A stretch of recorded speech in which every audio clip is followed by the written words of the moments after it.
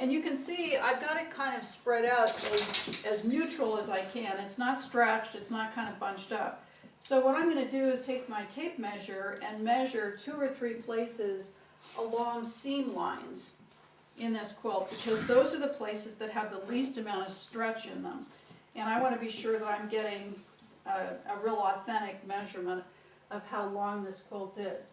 So I'm going to take my tape measure, put it at the very end,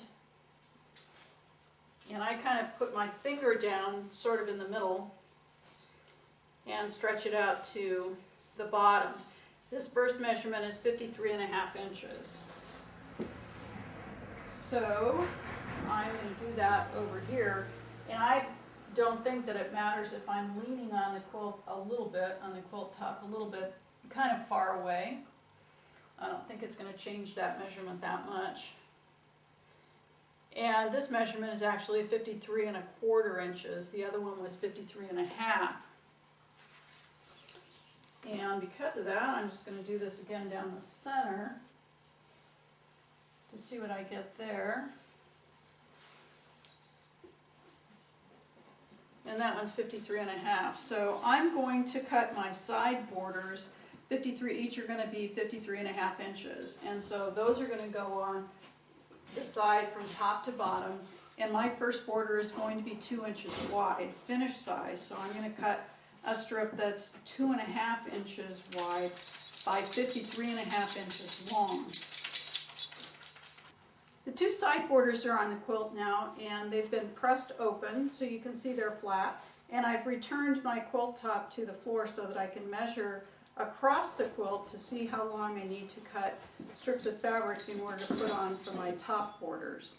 So again, I'm going to measure in 2 or 3 places across where there are some major seam lines, and covering the going from border to border.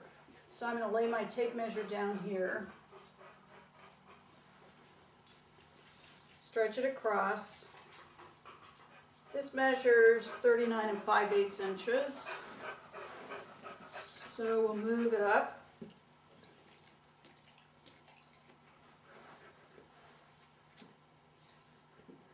And my second measurement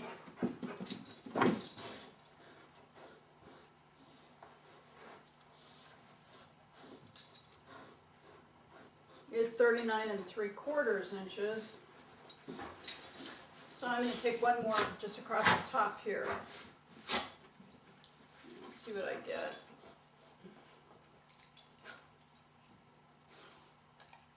And this third one is 39 3/4 inches. So I'm just going to cut 2 strips that are 39 3/4 inches wide and 2.5 inches, or 39 3/4 inches long and 2.5 inches wide.